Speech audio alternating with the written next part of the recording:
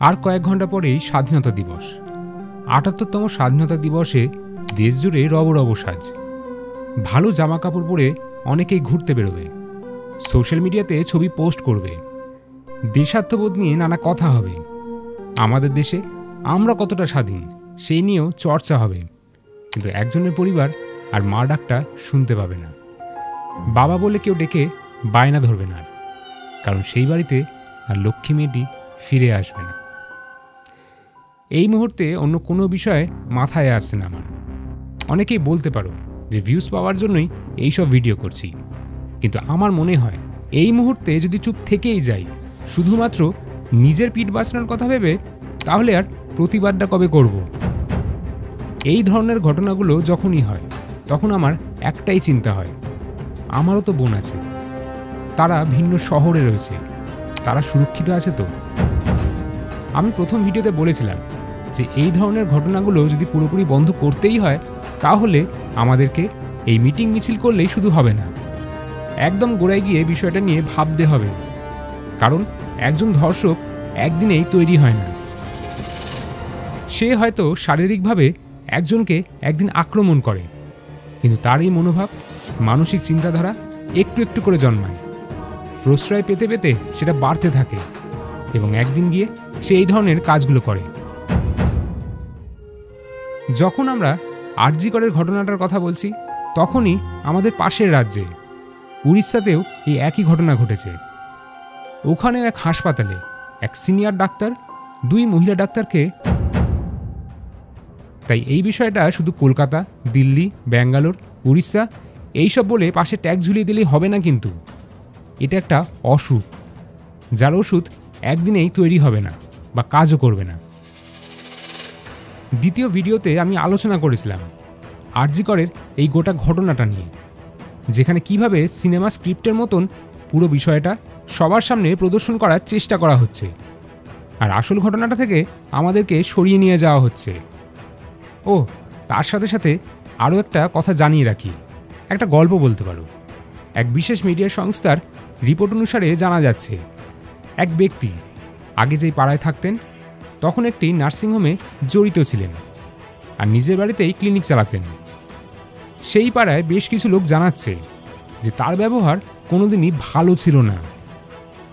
একদিন তার বাড়িতে মধ্যরাতে তার এবং তার স্ত্রীর মারাত্মক ঝামেলা হয়, এবং সেই ঝামেলার পর কি হয় জানেন?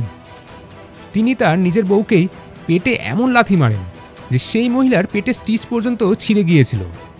হ্যাঁ, তাদের সদ্য শিশু হয়েছিল, মাত্র 14 দিন। সেখান থেকে পাড়ার লোকেরাই সেই মহিলা এবং তার শিশুকে কোনো রকমে উদ্ধার করে বের করে আনে। আর এই গোটা বিষয়টা সেই গুণধর ব্যক্তির মা প্রতিবাদ করার বদলে তার ছেলেকেই সমর্থন করেছিলেন। এখন যার কথা বললাম সেই গুণধর ব্যক্তি এখন ট্রান্সফার উইন্ডো আর ছুটির মাঝামাঝি একবার এদিক আর ওদিক করছেন। এই গল্পের চরিত্রটার নাম আর নিলাম না, কারণ এমন মানুষ আমাদের চারিপাশেই আছে। কেউ নিজেকে প্রকাশ করছে তো কেউ ঘাপটি মেরে বসে আছে। আরজি কর হাসপাতালের এই গোটা বিষয়টা এখন আর শুধু রাজ্যের বিষয় নয়, গোটা দেশের হয়ে গেছে। কারণ কিছু ঘন্টা পরেই রাত জেগে জেলায় জেলায় বিভিন্ন রাজ্যে আমাদের বাড়ির মেয়েরা এবং তার সাথে অনেক পুরুষ মানুষও রাস্তায় নেমে প্রতিবাদ করার সিদ্ধান্ত নিয়েছে। যে এই মহৎ উদ্যোগটি নিয়েছেন তাকে এবং তাদেরকে আমরা কুর্নিশ জানাই এবং লাফালাফি চেষ্টা করবে সেই যাত্রায় সামিল হওয়ার। তবে এই গোটা ইভেন্টটাকে যথাযথ সম্মান জানিয়ে একটা কথা বলতেই হচ্ছে আজকের এই ভিডিওতে, আর এটা সম্পূর্ণ নিজের ভাবনা বলতে পারো। তাই পুরো ভিডিওটা শেষ অবধি দেখার অনুরোধ রইল। এটা দেখে খুবই ভালো লাগছে যে ধর্ম, বর্ণ, লিঙ্গ নির্বিশেষে বিভিন্ন মানুষ, তথাকথিত বুদ্ধিজীবী, রাজনৈতিক ব্যক্তিত্ব নিজের পেশাগত পরিচয়কে সরিয়ে রেখে সাধারণ মানুষের মতন পায়ে পা মিলিয়ে এই ধরনের ঘটনাগুলোর জন্য প্রতিবাদ জানাতে চলেছেন। তবে এই ইভেন্টে শুধুমাত্র সেলিব্রিটিকে দেখতে যাব বলে বেরোচ্ছি না তো আমরা, 2-4টে সেলফি তুলে সোশ্যাল মিডিয়াতে পোস্ট করব বলে বেরোচ্ছি না তো। আমরা মানসিকভাবে এই ধরনের ঘটনাগুলোর বিরুদ্ধে তো। কারণ একটা মানুষকে ধর্ষণ করা কিন্তু শুধু শারীরিকভাবেই হয় না, আমাদের দৃষ্টি, আমাদের মানসিকতা, তার প্রতি আমাদের চিন্তাধারা, এই সব কিছু ভেবেই আমরা রাস্তায় নামছি তো। কারণ সেটা যদি না হয়ে থাকে তাহলে এই ধরনের ঘটনা কিন্তু কোনো দিনই থামবে না। যখন ক্রিকেট বা কোনো খেলা হয় তখন মাঠ ভর্তি থাকে, কিন্তু খেলা শেষ হয়ে গেলে আস্তে আস্তে দর্শকরা মাঠ খালি করে যে যার বাড়িতে চলে যায়। অথচ সেই সব কর্মীদেরকে রোজ মাঠে এসে মাঠের গ্যালারি থেকে শুরু করে গোটা জায়গাটার দেখভাল করতে হয়। তাদের নিরাপত্তা এরপর আমরা ঠিকভাবে দিতে পারবো তো? স্বাধীনতা দিবসের দিন থেকে আমাদের বাড়ির মেয়েরা স্বাধীনভাবে রাস্তায় চলাফেরা করতে পারবে তো?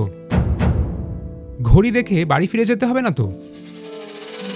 এই প্রশ্নের উত্তর যেন আমরা এই গোটা পথযাত্রা থেকে খুঁজে আনতে পারি এবং নিশ্চিত করতে পারি যে এই ধরনের ঘটনা আর কোথাও ঘটবে না। আমাদের বাড়ির মেয়েরা নির্দ্বিধায়, মনে ভয় সংশয় কোনো কিছু না রেখে বিভিন্ন অফিস, হাসপাতালে নাইট ডিউটি করতে পারবে। তবে গিয়েই হবে আমাদের নৈতিক জয়। তবে গিয়েই আমরা নির্ভয়া তিলোত্তমাদেরকে যথাযথ ন্যায় বিচার দিতে পারবো।